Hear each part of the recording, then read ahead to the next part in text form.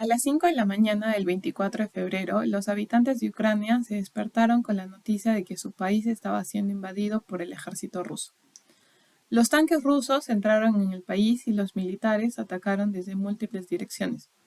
Desde entonces, el gobierno ruso no ha hecho más que intensificar su agresión en el corazón de Ucrania y la población civil se enfrenta a una catastrófica crisis de los derechos humanos. La guerra, además de crear muerte y devastación, es nefasta para la economía, ya que destruye tanto como el capital físico, el capital humano, aumenta lo que es la incertidumbre y frena la inversión y el consumo.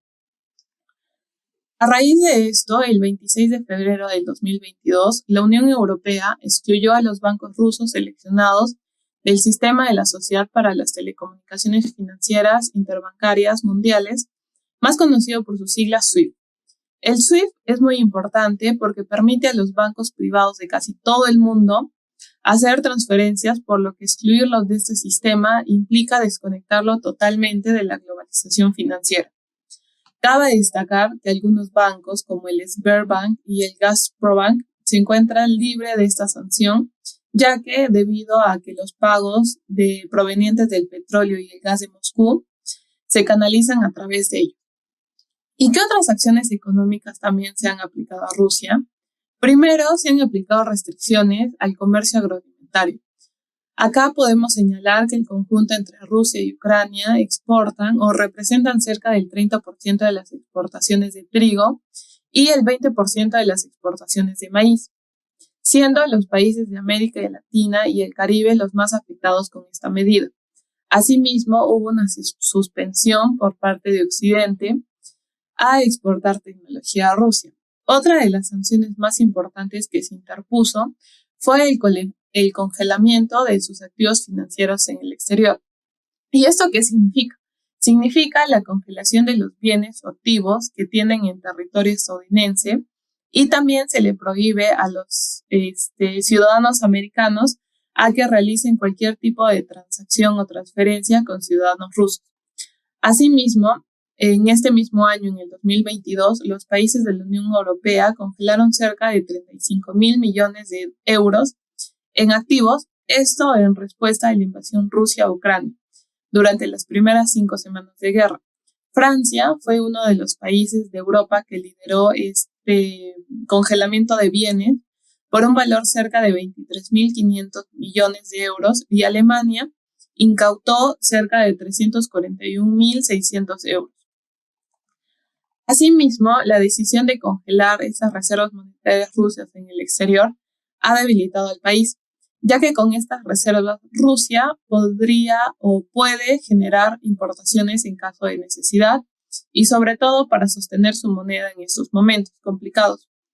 Las reservas que tenía Rusia en este momento lo que hacían era darle solidez a su moneda local, que es el rublo. Y bueno, siguiendo con este análisis, pasamos a lo que es el sector energético.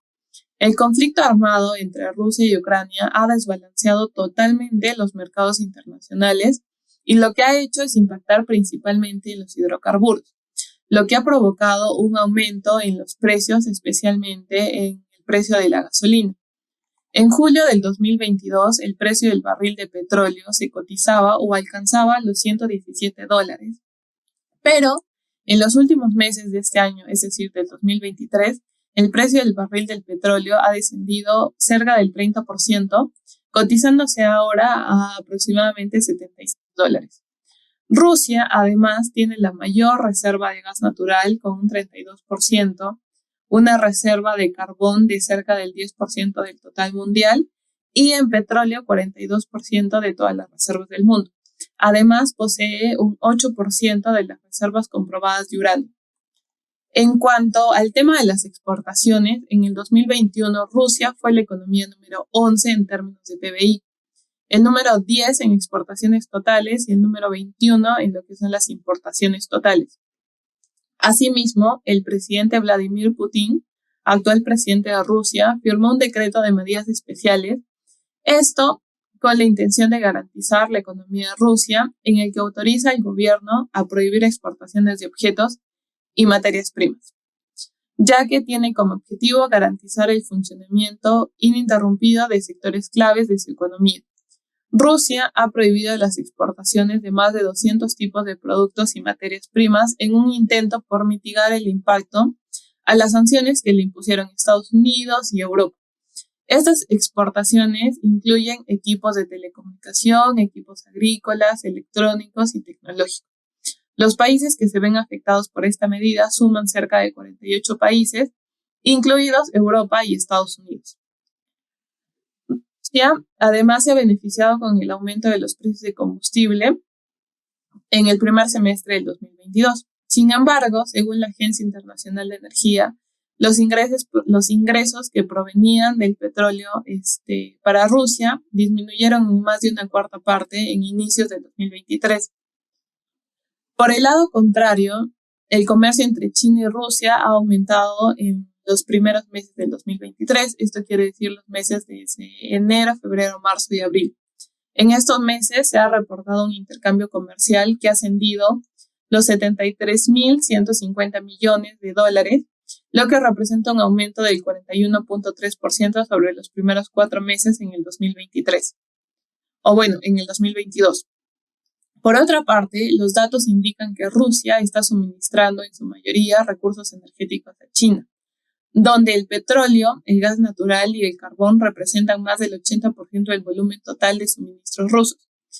En estos intercambios, por su parte, China lo que está haciendo es proporcionar automóviles, camiones, artículos electrónicos para el hogar, excavadoras, prendas de vestir, de calzado y bienes de consumo. Y para concluir el análisis, ¿qué ha hecho Rusia para evitar la fuga del capital? El Banco de Rusia lo que ha hecho es duplicar su tipo de interés de intervención al 20%. Ellos antes tenían 9.5%. Además, ha introducido el cambio obligatorio a rublos, que es su moneda local, por parte de los exportadores que ingresen en otras monedas y ha prohibido a los intermediarios la venta de valores por parte de los extranjeros. Podemos decir que es la mayor subida de los tipos de interés en casi 2 décadas, desde el 2003. Al tiempo que el organismo monetario lo que ha hecho es interponer algunos controles sobre el flujo de capitales. Estas medidas que ha impuesto Rusia son las más contundentes tomadas tras la última ronda de sanciones que fueron interpuestas por Estados Unidos y la Unión Europea, que habían acordado bloquear parcialmente el acceso a cerca de 640 millones de dólares que el Banco Central del país había acumulado para proteger su economía. Asimismo, se ha anunciado la congelación temporal de las ventas de la Bolsa de Moscú, sin especificar a qué valores se aplica, y el rublo, que es la moneda rusa, se ha desplomado casi un 30% frente al dólar y el euro, tras el anuncio de algunos bancos en el SWIFT y la paralización por parte de la Unión Europea de las transacciones que venían teniendo con el Banco Central de Rusia. Gracias.